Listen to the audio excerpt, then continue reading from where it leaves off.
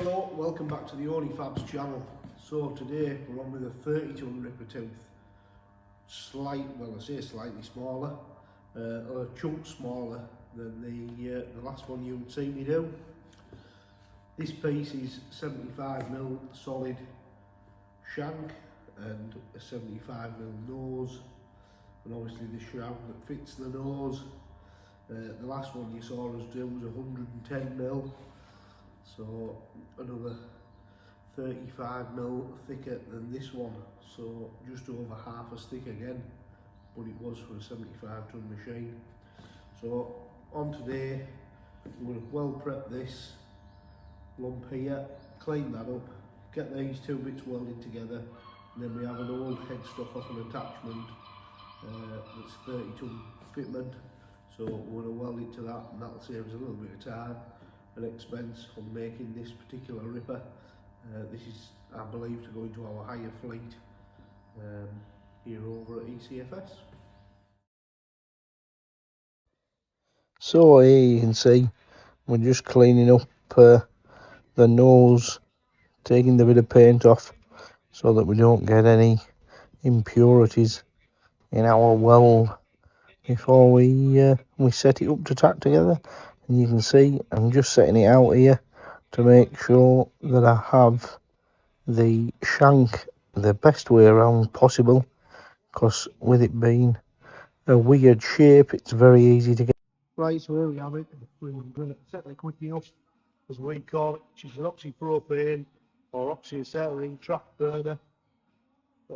It's pretty self-explanatory for myself, certainly, whether it is for you guys watching. So basically, rather than a CNC machine, it just has a formula reverse. So you can alter things to make it do what you want to do. I have this head here set 30 degrees to the job, so I want to end up with a 60mm for the weld prep. So basically, I light the flame, set it away, and you cut off down there, and then put a 30-degree cut on. So you can, everyone see me cutting a lot of things at 90 degrees with it. You can undercut, you can overcut, but it's the most effective way we've found to be able to put a nice big weld prep on such a big or such a thick solid lump of steel. It's something you'll see me using quite often throughout my videos, and I urge anybody who's into anything engineering of any sort to get one of these, because they are absolutely fantastic. I use this probably way more than I should. With that burner lane, thinking I need a straight line to no setup, especially when we have the quick release speeds on the gas.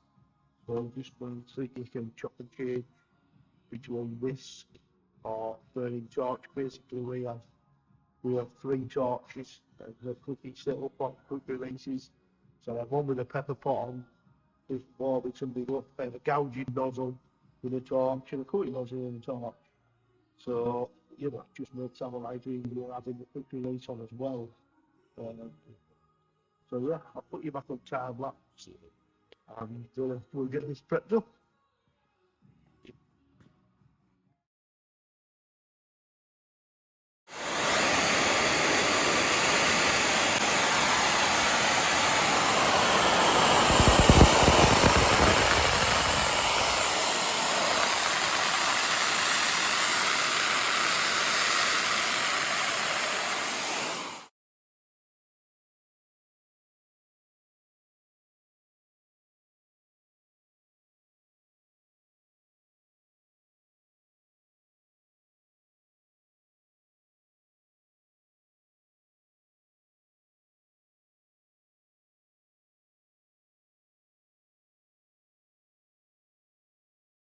As you can see, look, as we've put the prep on, we've warmed the steel, it's brought the moisture out of it. And that's another big reason why we always preheat such a large lump, because there's actually moisture within metal. Even though the metal wasn't wet on the outside, from being outside or anything, there is still moisture within that steel. So that's another big factor of why we preheat stuff when we're running massive amounts of weld into it. Because obviously the bigger and thicker the lump of metal that you have, the more moisture that's in there.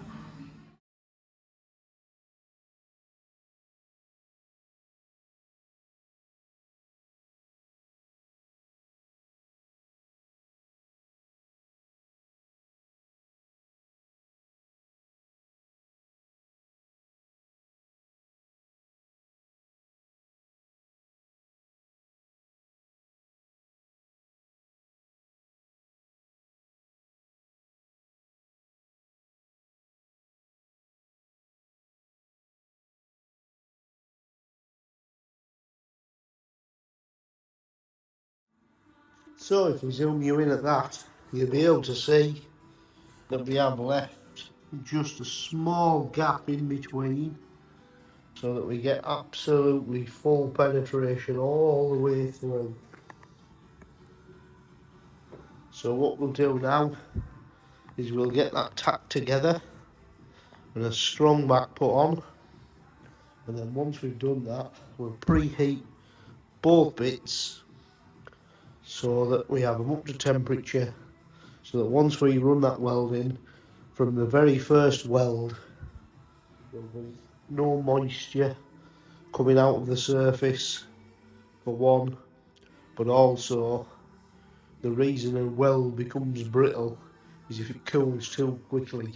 That's where you tend to get a crack, which is another reason why we'll be welding on some tabs on the ends of here, about 2-3 inches long, so that you have essentially your tab at that end and your tab at that end, so you have a run on and a run off. So this part of the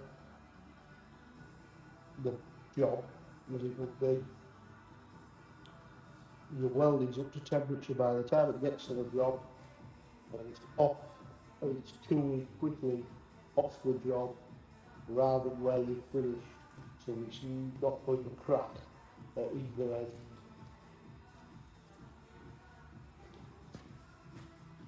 As you'll be able to see now, I've welded this strong back on to stop it pulling or flexing in any way when I weld it together. There is a gap down there that you won't be able to see yourselves, but there's about 3mm gap, so that will just mean that we get a perfect weld straight in there to start with. So now that's ready to be preheated when welded up to be in the one. So it's getting quite late, it's Saturday afternoon, 10:30, so we're going to leave that there today. But we'll come back to that first thing Monday morning, get it warmed up, and get it welded together. So yeah.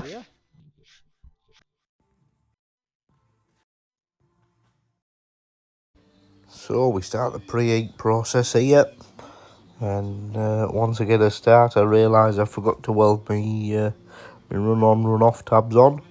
So I'll get them tacked on quickly, and then back to the preheat.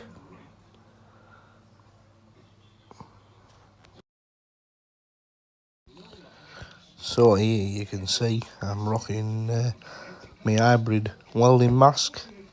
Unfortunately, the filter's blocked up shortly, and I have to revert back to the original. But I did make a video on that. If you haven't seen it already, go and give it a watch.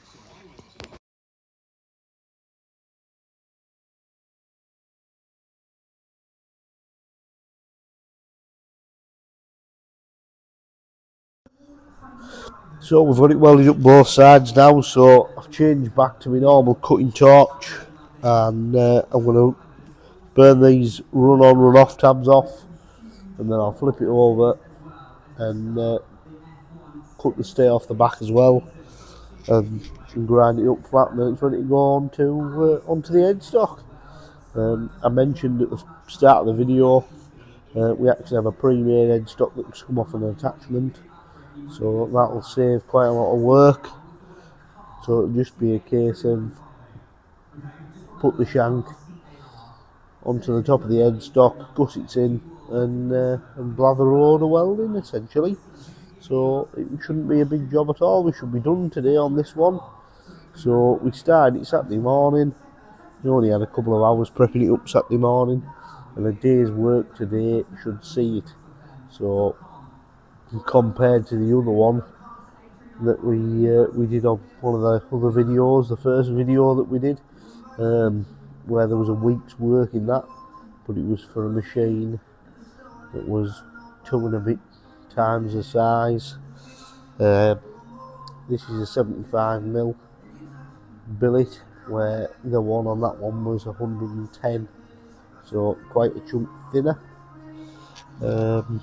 Yeah, like I say, this is for a 30-ton machine, so yeah, it is a chunk smaller, shall we say. Anyway, I'll put you back on time lapse for a little bit more. So run on, run off tabs off, and I tend to grind these flat. It's not essential, but it's just a personal preference. I like to grind it flat and just make sure there's no imperfections. Like I say, it is merely cosmetic, that. You know, most folks would just leave them, but I like to clean it up myself just so I can see that it's been done and it's nice and smooth.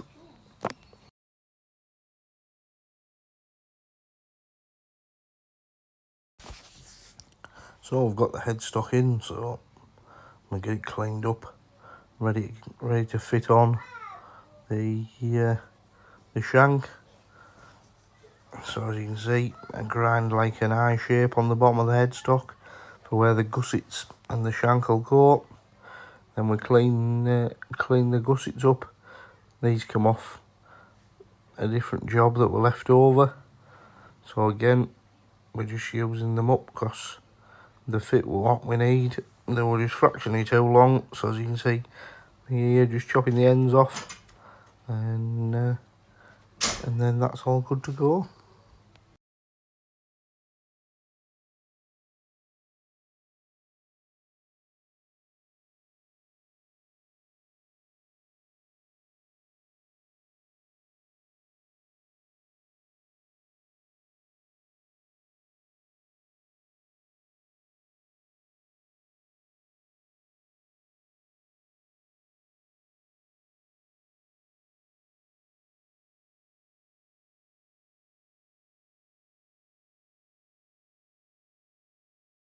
So that then we're all tacked on. So now bit of preheating again. Make sure everything's up to temperature before we start. You can see me there with the heat gun, just checking everything. Because as much as it's vital to put a bit of preheat in, it's also vital not to overheat either, as you can do as much damage having it too hot as you can having it not hot enough. As you'll be able to see, there is a chunk less welding in this one, it being a lot smaller, so it's not as thick, so it doesn't need as many runs, but also the runs aren't as long. With it again being smaller, it's a lot easier to work with because we can hang it off the crane as it's lighter and the crane will hold its weight. So yeah, that's pretty much it. Once we get a few bits tickled up, we get the shroud on the front, and we didn't have a tooth in stock, so we're waiting on a tooth. But other than that, it's buttoned up and it's ready to go. So thanks again for watching, and hopefully we will see you on the next one.